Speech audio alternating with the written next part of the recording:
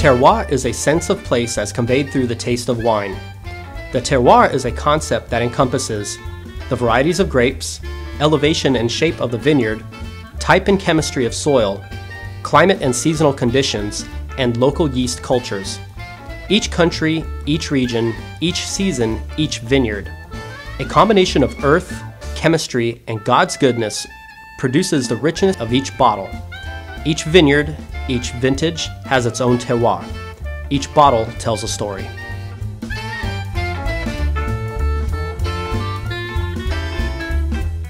I'm really excited about today's episode because I'm going to talk about blind tasting, or what us sommeliers like to call deductive tasting, and to show people how we come to the conclusions that we do when we're trying to figure out what a bottle of wine is. So a lot of people have a lot of questions, and even people that are interested in doing what we do.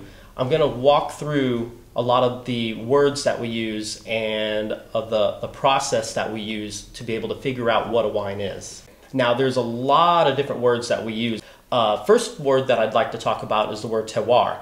Now, a lot of people wonder what this word is because it's thrown around a lot when whenever there's tastings going on, or if you're in a restaurant, or even if your server is describing a certain wine to you. Terroir is basically the environment that is around a group of vines or the actual wine that is being made. Terroir could be anything from the earth to the climate that the grapes are being grown in, from the sun, and as far as winemaking goes, it can also be from the influences from the ocean or from the air while the wine is being made. A couple examples that I could use: sherry, for instance. When sherry is being produced, they put them in these barrels, and sherry starts to form something called floor that's on the top, which is like a really thin white layer that grows on top of the wine, and it's usually affected by the air that's in Jerez and sherry that causes that to happen on top of the wine. Another word that we use a lot is pyrazines.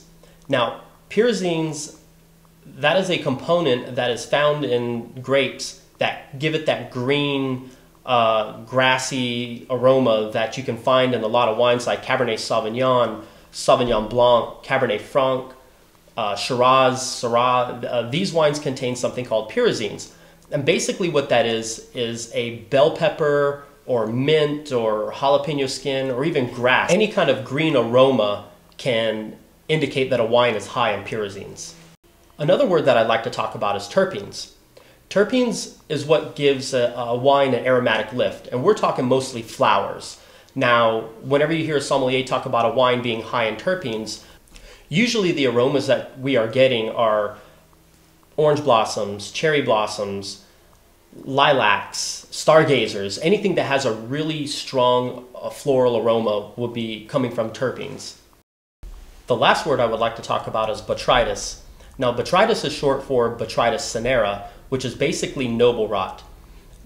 Now, to describe noble rot, it's basically when the grapes are hanging on the vines and they're affected by their terroir, and they start to actually rot or even grow mold, and there's like a type of fungus that attacks these grapes, and it causes them to become more concentrated and shriveled. It sounds kind of icky, but it's actually really good for the wines, especially when the winemaker is trying to make a sweet wine like Sauterne.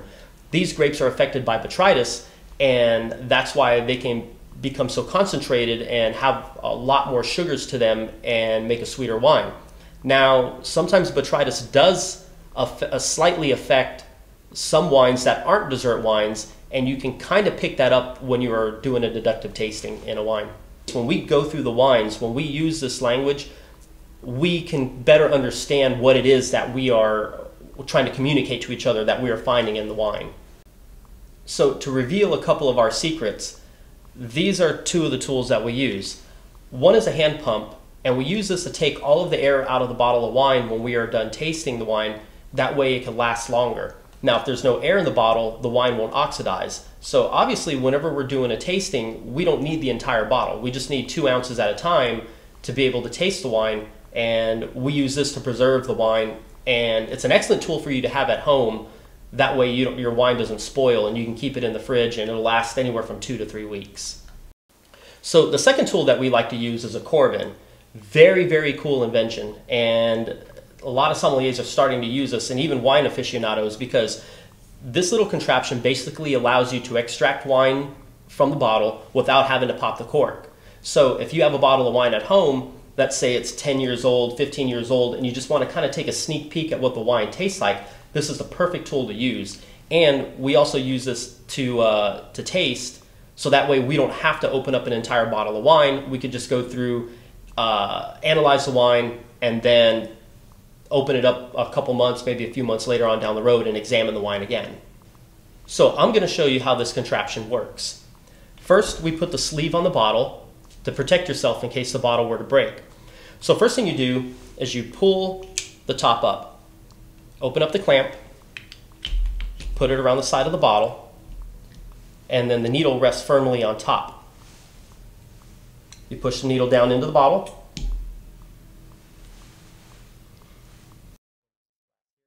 then what it has is a little capsule in here which is filled with argon gas. The gas goes into the bottle and replaces the wine that is coming out of the nozzle. So the argon gas keeps the wine from spoiling. All you do is you push this little nozzle a couple times, and you could hear the gas kind of come out.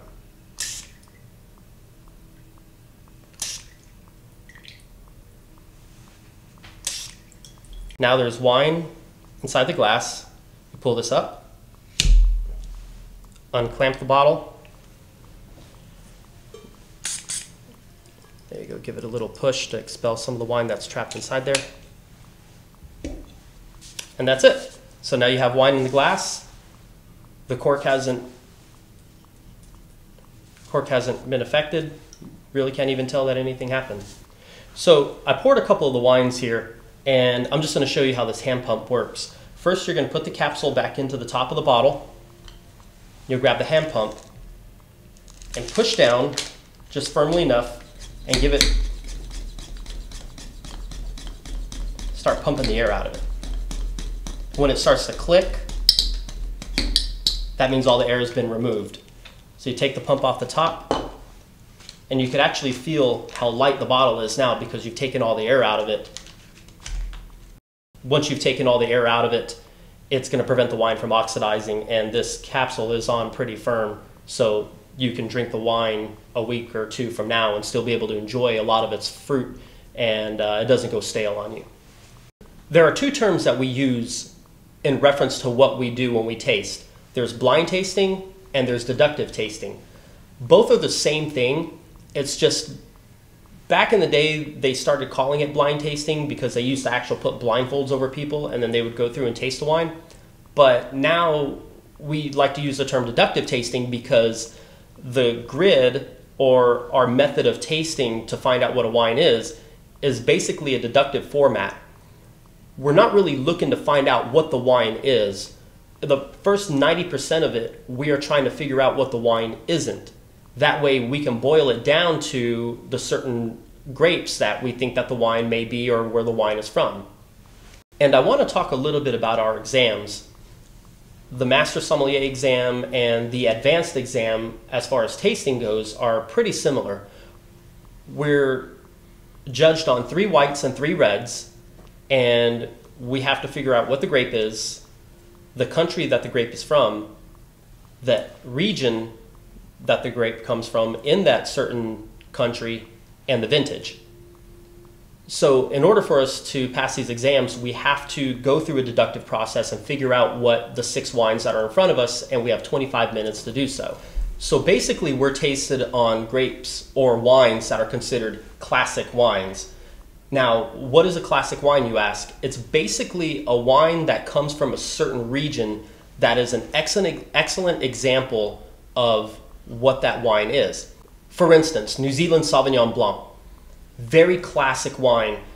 You get those green pepper notes, you get a lot of grapefruit, passion fruit. They could be higher in acidity. Now, there are a lot of other wines out there that we will be tasted on, and we're not going to be tasted on, let's say, Arcatatelli from Macedonia or something esoteric and wild and create some crazy blend that's out in the middle of nowhere in France. That's not what the court is looking for. They actually taste us on wines that are very classic.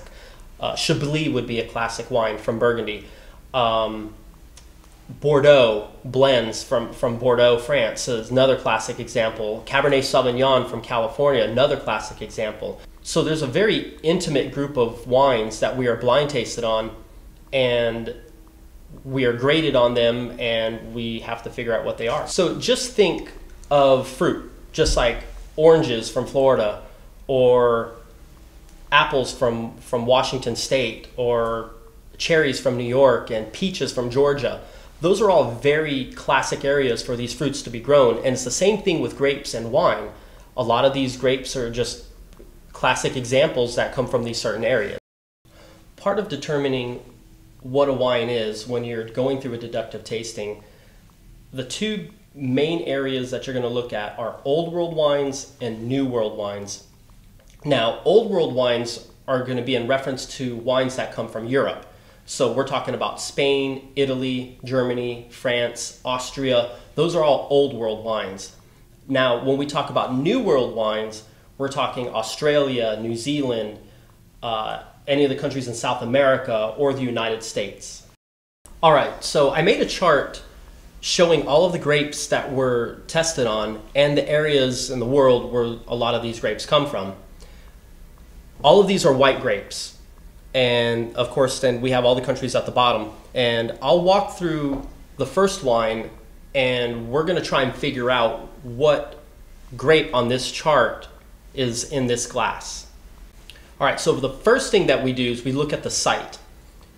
We tilt the wine forward, and we look at the color, we look at the clarity, and we look at the rim of the wine to try and determine and gather some clues on what this wine might be. So first we're going to talk about the color of the wine.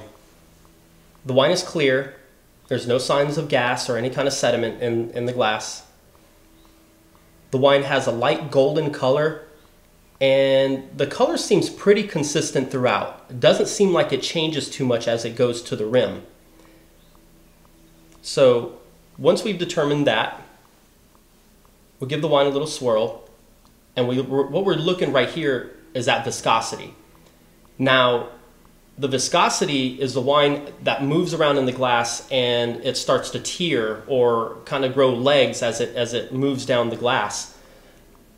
Now, the wine seems to be moving very slowly down the glass, so that's going to indicate that it has higher viscosity. Doesn't really seem like it's starting to stream down very quickly and fall back into the glass. Like it's kind of clean to the edges. So what is that exactly? That's alcohol. Now, if you were to get water and put it in a wine glass next to this and swirl the water around, it's just going to completely fall apart. There's no clinging to the glass. That's because water doesn't contain alcohol. Wine does. So basically those legs or those tears is the alcohol that's evaporating off of the glass or off of the wine. Judging by the way that the wine is starting to stream down is an indicator that this wine could be high in alcohol. More than likely, yes, because of the way that it's dripping down the glass. During this whole process, we are going through a grid that's in our head that has been taught to us, and it's used as a guideline to determine what the wine is. Now, in my head, I'll go through step by step on what it is that I'm going to look for in order to determine what this wine is. The next thing we're going to talk about is the nose. Nose is basically what the wine smells like. So you put your nose in the glass.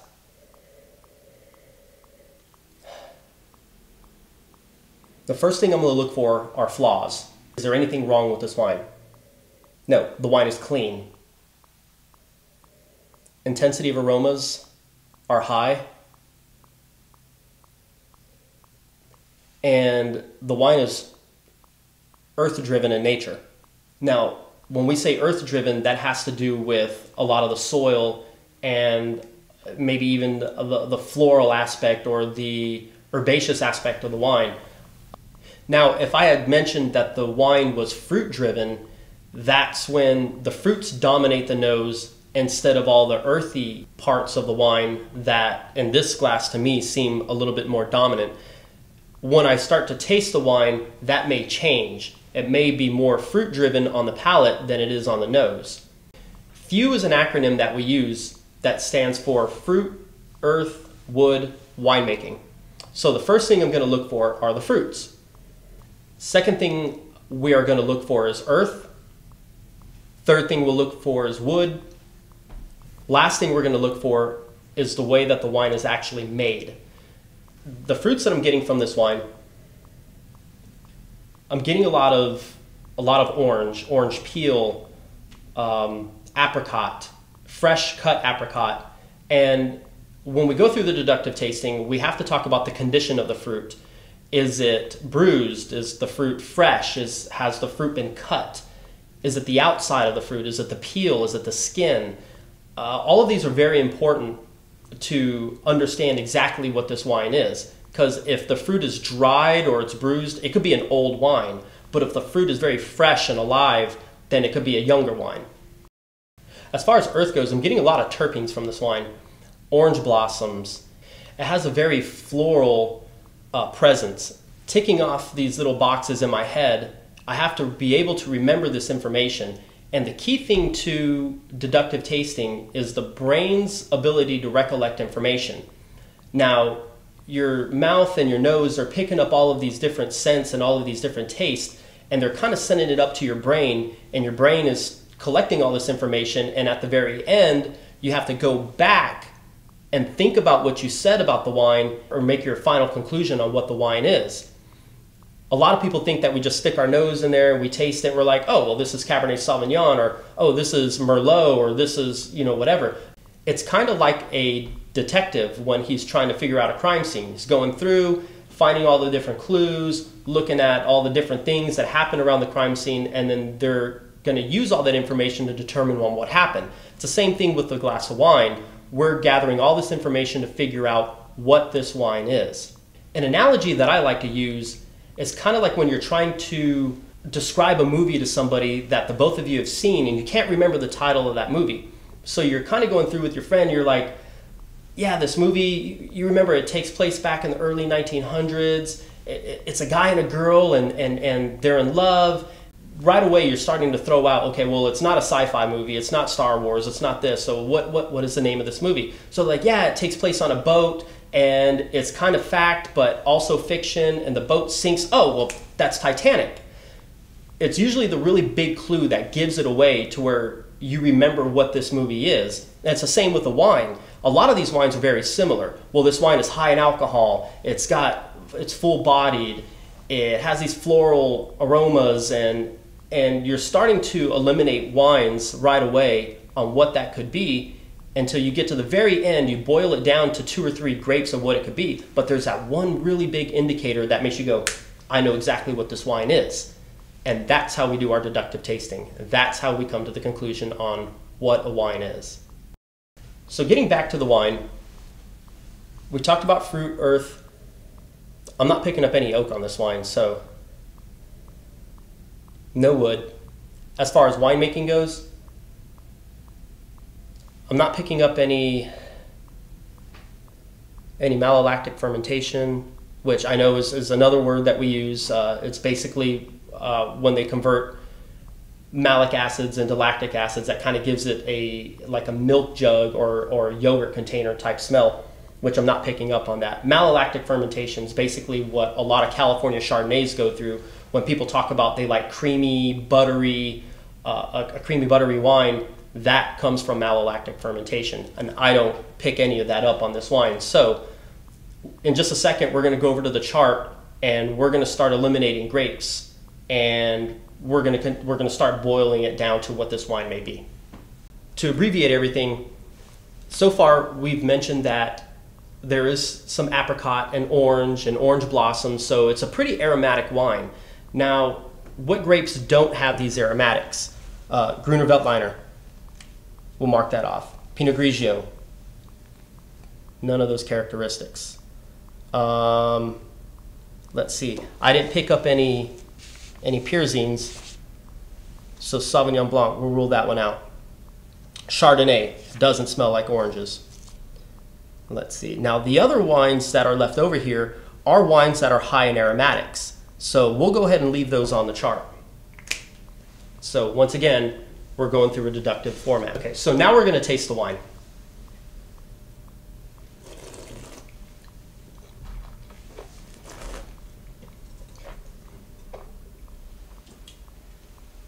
And we always spit our wine. We don't want to consume the wine because it's going to impair our judgment. By the time we get to the sixth wine, we're going to be drunk. We don't want that. Okay, so after tasting the wine, that's confirming a lot of the characteristics that I talked about on the nose. I can still taste apricot, and I actually feel like I ate a flower. Like it's almost slightly unpleasant, and I think that's from phenolic bitterness. Because it actually tastes like I ate a flower. So there's orange blossoms, there's apricot, there's a little bit of orange skin. We are looking at now is the structure of the wine. The structure is the alcohol, the fruit, the body, the earthiness, the viscosity that in your mouth. All of this makes up, all of these items make up the structure of the wine. It's high in alcohol, like it's really high in alcohol. Acid, there's not a whole lot of acid. And acid is basically what makes you salivate. So if you ever get a lemon and you squeeze it in your mouth, what's going to happen? You're going to start salivating like crazy. It's almost like a little unpleasant. That's high acid. But if you were to get an orange and squeeze that in your mouth, it's lower in acid and there's more sweetness and there's more fruit to it. So that's how you can kind of determine whether a wine is from a cooler climate or a wine is from a warmer climate. Because what happens when fruit gets really, is grown in a warm climate? There's a lot more sugar to it and there's less acidity. When you grow something in a cooler climate, there's going to be higher acidity and less fruit. So this wine has a lot of fruit to it and a lot of floralness, and doesn't really have a lot of acidity. And the body on it's about medium plus. It's almost a full-bodied wine.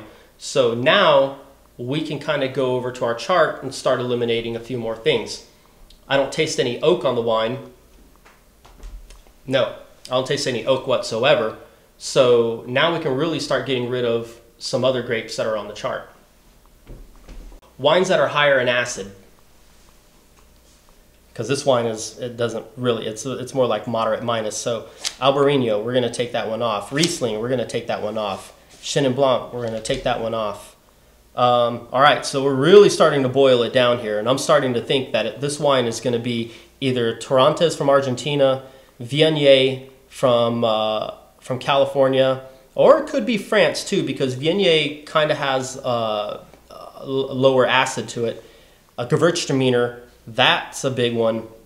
And a Roussanne-Marsanne blend from the Northern Rhone or from Australia very much could be. So I'm going to taste the wine one more time.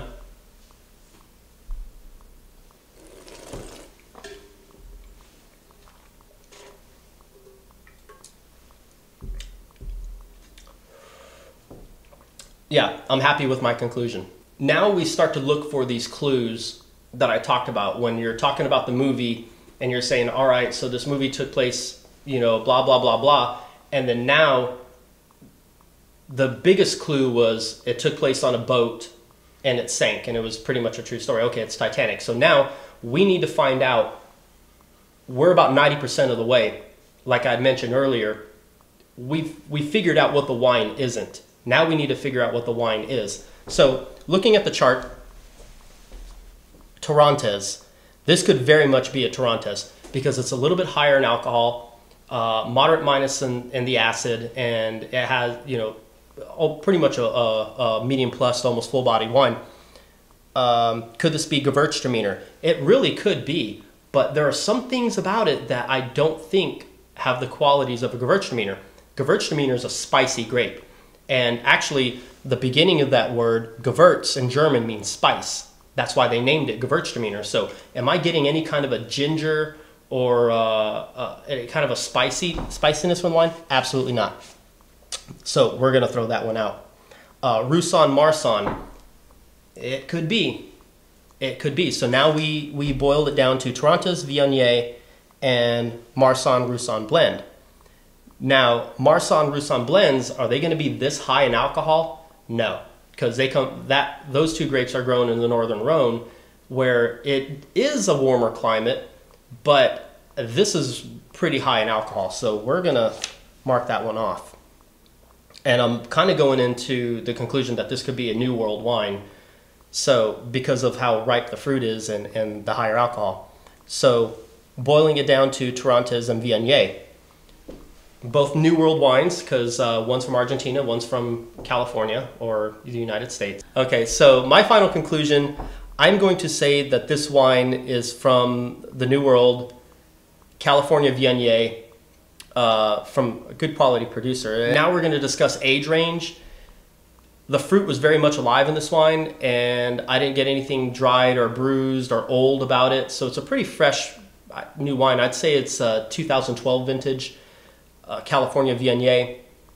I won't go the Torrontés route because I think it may have had a little bit more acid if it was Torrontés, and I also think that it wouldn't have been had that bitterness to it that Viognier to me can. Sometimes when I drink, I love Viognier, but it can be a little unpleasant on my palate. So putting these clues together, so I think it is. So we're gonna go Minor Viognier from California. It's 2013. Yeah, so 2013 Minor Viognier from California.